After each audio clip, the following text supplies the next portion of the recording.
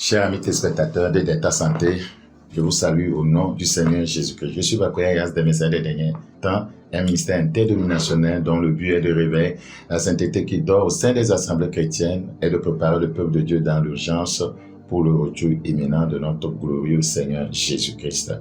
Je salue tous les frères et sœurs, les collègues pasteurs, tous ceux qui nous suivent chaque vendredi à 21h30 sur cette antenne. Que le Seigneur vous bénisse. Nous avons entamé une série d'enseignements dont le thème est le croyant rempli du Saint-Esprit mais sans puissance. Ce soir, par la grâce de Dieu, nous allons poursuivre avec cet enseignement. Prions s'il vous plaît. Père, nous te recommandons ta parole. Prions qu'elle soit esprit et vie, qu'elle nous ouvre les yeux, qu'elle nous enseigne, qu'elle nous rapporte davantage de toi et qu'elle nous aide, Seigneur, à accéder à ta pleine puissance. Car il est écrit dans 1 Corinthiens 4, le verset 20, le royaume des cieux ne consiste pas en parole, mais en puissance. Bénis ta parole en chaque cœur. Au nom de Jésus, nous avons prié. Le croyant rempli du Saint-Esprit, mais sans puissance. Le croyant rempli du Saint-Esprit, mais sans puissance. Alors, dans la prière, j'ai énoncé un passage biblique, nous allons le lire. Nous sommes dans 1 Corinthiens chapitre 4. 1 Corinthiens chapitre 4, le verset 20. Car le royaume de Dieu ne consiste pas en parole, mais en puissance. Le royaume de Dieu ne consiste pas en parole, mais en puissance. La fois passée, nous avons dit qu'il y a beaucoup de croyants qui sont baptisés du Saint-Esprit, qui parlent en langue. Eux-mêmes, ils savent qu'ils sont remplis du Saint-Esprit. Et ils savent aussi qu'ils sont sauvés. Mais, voyez, ils ne voient pas la manifestation de la puissance de Dieu dans leur vie. Voilà. Ils ne peuvent pas donner des témoignages concrets que par la puissance du Saint-Esprit, ceci, voyez, s'est produit dans leur vie. Donc cela voudra dire qu'il y a un problème. Et je vous ai fait comprendre la fois passée qu'il y a une différence entre posséder la puissance de Dieu et activer son autorité. Il y a une différence. Vous pouvez posséder la puissance du Saint-Esprit, vous pouvez parler en langue, vous pouvez pas être baptisé du Saint-Esprit sans toutefois, voyez, manifester l'autorité, voyez, et la puissance dans le Seigneur. Et j'avais donné un exemple, voyez, banal. C'est comme un homme, voyez, qui vient de se marier, voyez, et qui, voyez, est en bonne santé, voyez, sa verge est en bonne santé, mais, voyez, la verge ne peut pas, voyez, être activée, voyez, sans qu'il ait vu quelque chose, voyez, ou bien sans qu'il ait été, voyez, poussé, voyez, par quelque chose à se lever, comme on le dit communément, voyez, à se lever en tant qu'un homme. Donc, c'est pourquoi souvent, pour conseiller les couples, voyez, pour leur sexualité réussie, on leur parle des préliminaires. Donc, il y a des choses à faire pour que le monsieur, voyez, même la femme puisse être préparée, voyez, pour passer, voyez, à l'acte. Donc, si nous voulons, voyez, manifester l'autorité, voyez, il y a des choses à faire pour activer notre virilité spirituelle. Beaucoup de croyants sont déconnectés de l'électricité spirituelle. Le Saint-Esprit, je l'appelle, voyez, le courant électrique spirituel. Beaucoup de croyants sont déconnectés de ce courant. Leur voltage spirituel, voyez, est épuisé. Voyez, ce qui fait que leur feu intérieur est éteint. Alors, nous avons parlé du premier point, voyez, de ce qui cause, ce qui empêche, voyez, la manifestation réelle de la puissance de Dieu dans la vie du croyant. Le premier point, c'était l'absence d'abandon total. Un croyant qui ne s'abandonne pas totalement entre les mains du Seigneur ne verra pas la manifestation de la puissance de Dieu dans sa vie. Le Saint-Esprit, voyez, sa puissance, son autorité, voyez, ne pourront pas être activés, voyez, pour des résultats concrets dans la vie de ce croyant. Donc, le Saint-Esprit ne peut rien faire sans votre permission. Beaucoup sont remplis de l'Esprit, mais ne permettent pas à l'Esprit d'être le maître de leur vie. Donc, ce n'est pas, vous qui êtes le maître sur le Saint-Esprit, sur Dieu, voyez, c'est le Saint-Esprit qui est le maître sur votre vie. Vous devez décroître pour que le Saint-Esprit, voyez, croisse en vous. Vous devez décroître pour que la parole de Dieu croisse en vous. Comme c'est écrit dans Jean chapitre 3, le verset 30. Voyez, qu'il croisse et que je diminue. Donc, l'Esprit ne vous force pas, il circule grâce à votre abandon complet, votre abandon total à Dieu. L'Esprit ne vous forcera pas. Donc, la puissance vient par la permission et non par la simple possession. La puissance vient par la permission et non par la simple possession. Donc, l'abandon total à l'Esprit est la porte d'accès à la puissance. C'était notre premier point. L'abandon total à l'Esprit Saint est la porte d'accès à la puissance. Donc, si vous êtes prêt à obéir au Saint-Esprit, vous verrez, voyez, la manifestation de sa puissance. Vous devez cesser de négocier, voyez, l'obéissance à Dieu. Voyez, si vous le faites, vous serez déconnecté du courant céleste. Je prie le Seigneur qu'il nous accorde tous la grâce, voyez, de nous conformer à la parole de Dieu, de nous abandonner entre les mains du Seigneur. L'abandon total à Dieu doit être un style de vie et non, voyez, de simple confession. L'abandon total à Dieu doit être un style de vie. Votre style de vie doit être l'abandon total à Dieu, la soumission totale à Dieu. La Bible dit dans Luc, je vais plutôt lire dans Jacques chapitre 4. Jacques chapitre 4, nous considérons le verset 7. Jacques chapitre 4, le verset 7. Soumettez-vous donc à Dieu, résistez au diable et il fuira loin de vous. Le Seigneur est esprit. Soumettez-vous donc à Dieu, résistez au diable et il fuira loin de vous. Donc, c'est dans la soumission à Dieu, dans la soumission à sa parole, que vous avez la capacité, la puissance, l'autorité de résister, voyez, au diable, de le faire fuir. C'est très important parce que par vous-même, vous n'avez aucune puissance. Vous n'avez aucune autorité. Votre autorité vient de Dieu. Elle vous est déléguée. Donc, celui qui vous délègue l'autorité, vous devez vous soumettre à lui. Vous devez l'écouter. Vous devez faire les choses telles qu'il vous demande de, voyez, les faire. C'est très important.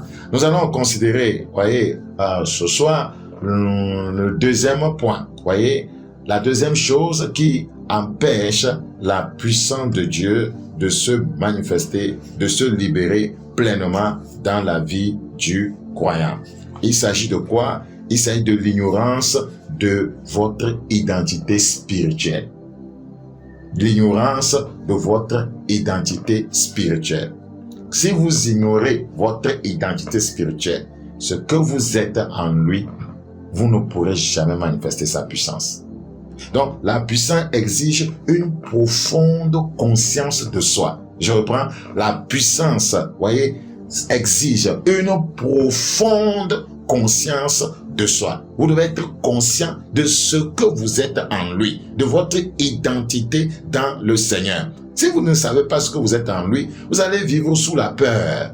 Vous allez vivre dans la peur. Vous serez sous le joug de la peur parce que vous n'êtes pas conscient de qui vous êtes, voyez, en Christ. Dans Osée chapitre 4, le verset 6, le Seigneur dit, mon peuple est détruit parce qu'il lui manque la connaissance de ce qu'il est dans le Seigneur. Si vous n'avez pas cette connaissance, si vous n'avez pas cette conscience de qui vous êtes dans le Seigneur, vous ne pouvez pas expérimenter la manifestation de sa puissance. Dans Psaume le chapitre 82, nous lisons le verset 4. Psaume chapitre 82, le verset 4. La Bible dit, sauvez le misérable et l'indigent. Pourquoi il est misérable et indigent? Il ne sait pas qui il est. Sauvez le misérable et l'indigent. Délivrez-les de la main des méchants. Les méchants, voyez, ont l'ascendance sur eux. Pourquoi? Parce qu'ils ne savent pas ce qu'eux-mêmes représentent dans le Seigneur. Ils n'ont ni savoir. C'est leur problème, ça. Ils n'ont ni savoir, ni intelligence. Si vous ne savez pas ce que vous êtes dans le Seigneur, qui vous êtes dans le Seigneur, vous serez sous le joug de l'ennemi. Ils n'ont ni savoir, ni intelligence, ils marchent dans les ténèbres. Tous les fondements de la terre sont ébranlés. Maintenant, le Seigneur leur rappelle à l'ordre. Il dit, j'avais dit, vous êtes des dieux. C'est ce qu'ils ne savent pas qu'ils sont.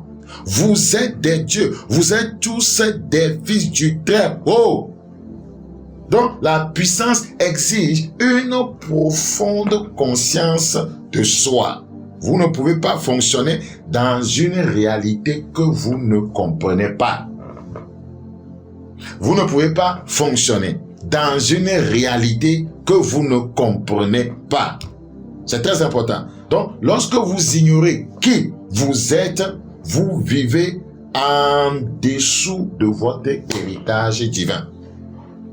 Lorsque vous ignorez qui vous êtes, vous vivez en dessous de votre héritage divin. C'est le problème de plusieurs croyants. Ils sont héritiers, mais ils vivent comme des esclaves. Ils sont héritiers de la puissance, mais ils vivent, voyez, comme des orphelins.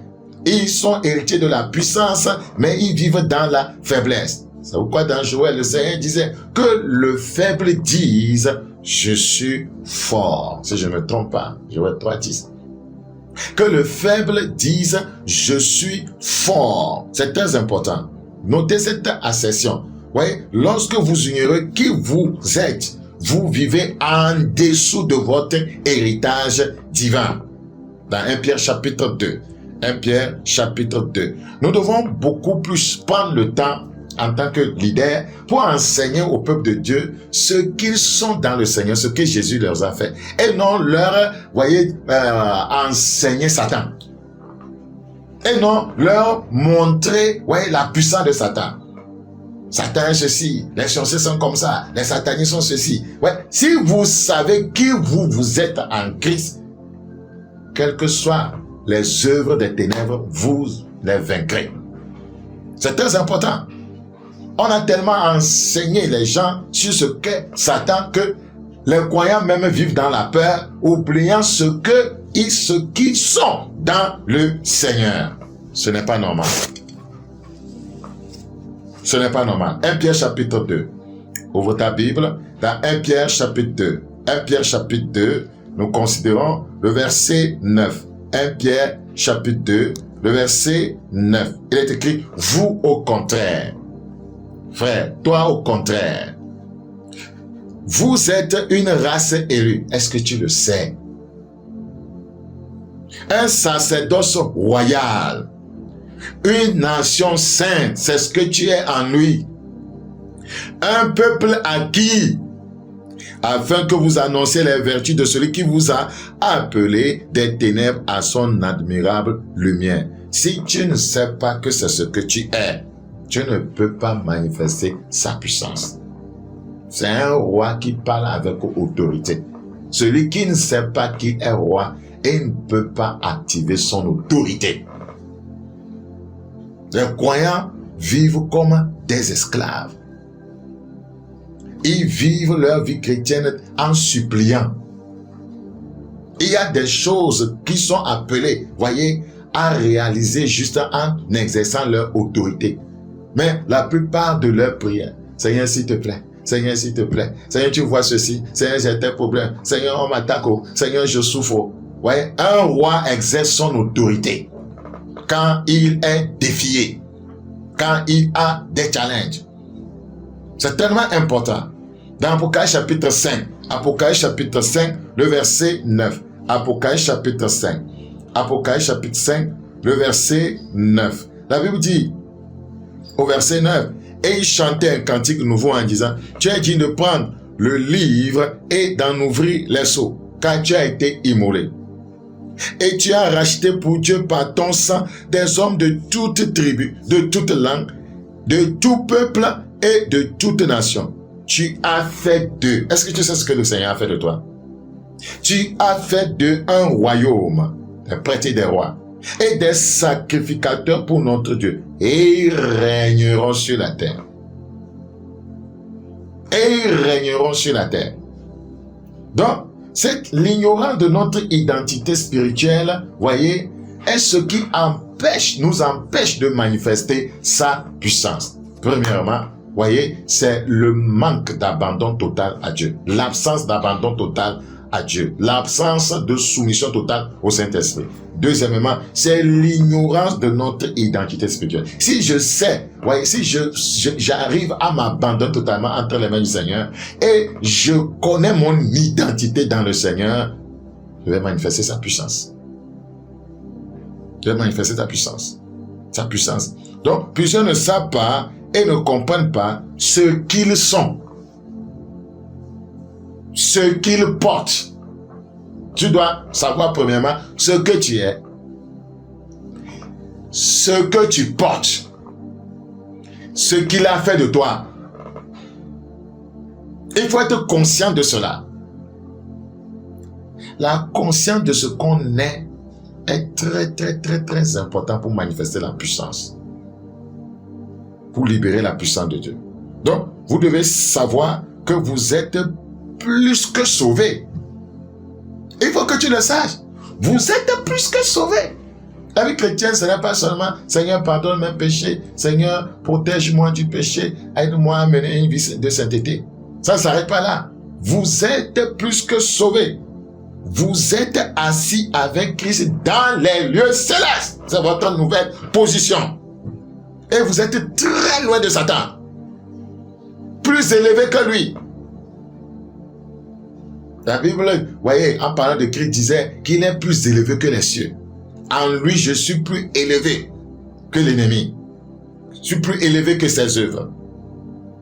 Dans Éphésiens chapitre 2, le verset 6, Éphésiens chapitre 2, il faut être conscient. Chaque fois que tu pries, tu as un défi, ou bien tu fais un combat spirituel, tu dois être conscient que tu es assis avec lui dans les lieux célestes, que tu es plus élevé que Satan. C'est cette conscience que tu as qui lui fait peur. Donc, Satan lutte pour que nous n'ayons pas cette conscience. Qu'on pense qu'on n'est rien. Qu'on pense qu'il est plus fort que nous. Qui peut nous détruire d'un claquement de doigts. C'est ça. Éphésiens chapitre 2, le verset 6. Éphésiens chapitre 2, le verset 6. Éphésiens chapitre 2, verset 6. Il nous a ressuscités ensemble. Et nous a fait asseoir ensemble dans les lieux célestes. Dans les lieux célestes en Jésus-Christ. Tu es assis en Jésus-Christ. Aie toujours cette conscience. Je suis assis en Jésus-Christ. L'ennemi ne peut pas m'arracher de là. Le Seigneur disait qu'il connaît ses brebis et que nul ne peut les arracher de ses mains. Tu dois avoir cette conscience.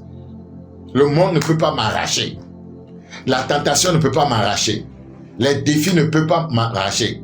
Les challenges de la vie ne peuvent pas m'arracher. Les persécutions ne peuvent pas m'arracher. Les tribulations ne peuvent pas m'arracher. Le Seigneur nous a dit de prendre courage dans les tribulations, car il a vaincu le monde. Donc, vous êtes porteur de la nature divine. Vous devez le savoir. Quand vous avez cette conscience, la puissance se libère. Vous êtes porteur de la nature divine. Regardez dans 2 Pierre. 2 Pierre chapitre 3. 2 Pierre chapitre 3. 2 Pierre chapitre 3.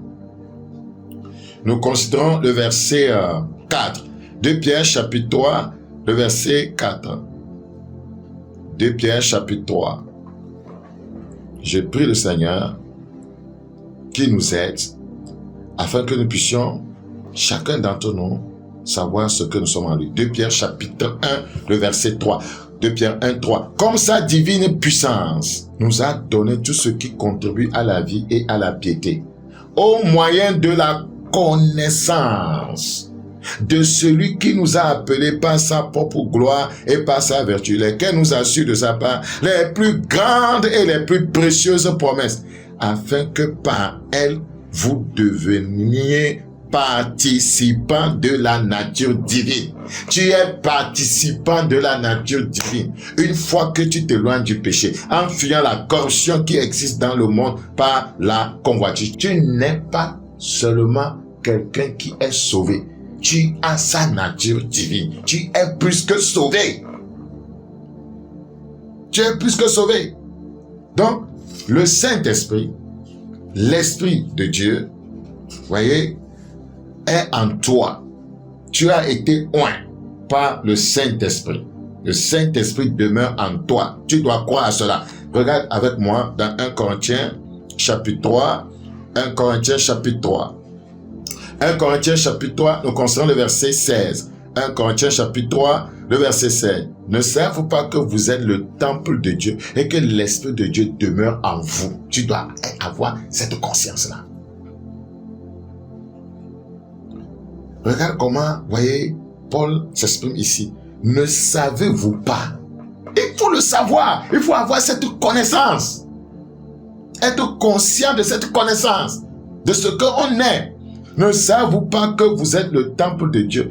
Quand on est conscient de ce qu'on est, premièrement, qu'est-ce qui arrive? On fuit le péché. Parce que je suis le temple de Dieu, je ne peux pas le souiller. En face de la tentation de forniquer, je me rappelle de ce que je suis. En face de la tentation de boire de l'alcool, je me rappelle que je suis le temple de Dieu. Lorsque la tentation plutôt vient pour que je me masturbe, je me rappelle que je suis le temple de Dieu. C'est tellement important. Avoir la conscience de ce qu'on est en Christ, ouais, est une puissance. Ne savez-vous pas que vous êtes le temple de Dieu et que l'Esprit de Dieu habite en vous? Le quoi qui sait que l'Esprit de Dieu habite en vous et qu'il est instruit des Écritures qui disent de ne pas attrister l'Esprit, de ne pas éteindre l'Esprit, il fuira le péché. Il ne va pas s'amuser avec le péché. C'est parce que nous nous oublions. Il faut cultiver cette conscience jusqu'à ce qu'elle devienne aussi un style de vie. Qu'elle s'enracine en vous comme une mentalité inébranlable. C'est très important. Plusieurs croyants vivent comme des locataires dans ce monde au lieu de propriétaires. Ils vivent comme des locataires au lieu, voyez, de propriétaires. Ils expérimentent rarement la présence de Dieu au lieu de vivre dans la permanence de sa gloire. Être, voyez, conscient de qui on est une puissance. Votre puissance reste un simple potentiel tant que vous n'avez pas une révélation personnelle de qui vous êtes en Jésus. Je reprends. Votre puissance reste un simple potentiel. C'est le problème de croyant. La Bible dit que le croyant est puissant. C'est un simple potentiel. On sait ce qu'on est appelé à être en lui, mais on ne l'est pas. C'est pourquoi il dit, votre puissance reste un simple potentiel tant que vous n'avez pas une révélation personnelle de qui vous êtes en Jésus. De qui vous êtes en Jésus. Dans 2 Timothée 1, 2 Timothée chapitre 1, 2 Timothée chapitre 1, nous considérons le verset 12. 2 Timothée chapitre 1, le verset 12. Et c'est à cause de cela que je souffre ces choses. Mais je n'ai point honte, car je sais en qui j'ai cru. Il avait la connaissance. Ce par quoi il passait, il avait la connaissance. Il savait que celui en qui il a cru, celui en qui il est, lui donnera la victoire. Pourquoi les croyants rétrogradent? Pourquoi ils pleurent? Pourquoi ils désistent? Pourquoi ils abandonnent quand ils passent par des défis, des challenges, des problèmes de foyer? Ils passent par la persécution. Ils passent par, voyez, les revers de la vie. Pourquoi ils pleurent? Pourquoi ils désistent? Pourquoi d'autres même quittent le Seigneur pour aller chez les charlatans? Parce qu'ils ne savent pas, voyez, celui en qui ils ont cru. Et ils ne savent pas ce qu'ils sont en lui. Et ils ne savent pas ce qu'ils portent. Et c'est à cause de cela que je souffre ces choses. Mais je n'en ai point honte. Car je sais en qui j'ai cru et je suis persuadé qu'il a la puissance de garder mon dépôt jusqu'à ce jour-là. Il était conscient que le Seigneur en qui il a cru a la puissance de l'aider, a la puissance de le protéger, a la puissance de le soutenir. Il faut avoir cette conscience. Et ceci de façon, voyez, permanente. L'ignorance, frères et sœurs, transforme un roi en esclave, C'est vrai. L'ignorance transforme un roi en un esclave. L'ignorant transforme un roi en un esclave. Vous pouvez être héritier, héritier des biens de votre père. Mais si vous ne le savez pas, vous êtes ignorant, les oncles peuvent faire de vous un esclave. L'ignorance transforme un roi en esclave. Les croyants, regardez, ils vivent dans l'esclavage du péché. Ils vivent dans l'esclavage, voyez, des esprits. Ils sont esclaves de la sirène, esclaves de l'esprit de serpent, esclaves des esprits de famille, esclaves de l'adultère, esclaves de la sorcellerie, esclaves des habitudes, voyez, et des caractères, voyez, anti-scripturaires. Ce sont des rois, ça. Des rois et des reines dans le Seigneur. Leur ignorance les a transformés en esclaves. Ce n'est pas normal. Est-ce que tu sais qui tu es en lui? Dans Ecclésiaste chapitre 10, Ecclésiaste chapitre 10, nous considérons le verset 7. Ecclésiaste chapitre 10, le verset 7. Il est écrit: j'ai vu des esclaves sur des chevaux et des princes marchant sur terre comme des esclaves. C'est le problème des croyants. Les esclaves ici sont des pécheurs, des païens. Ils sont esclaves de Satan. Ils sont esclaves, voyez, de la mondanité. Ils sont esclaves des meurtres, des crimes rituels. Ils sont esclaves des sectes. Mais ils sont sur des chevaux. Cela veut dire qu'ils vivent bien. Ils vivent très bien.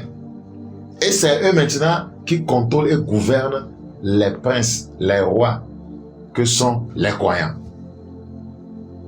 J'ai vu des esclaves sur des chevaux et des princes marchant sur terre comme des esclaves.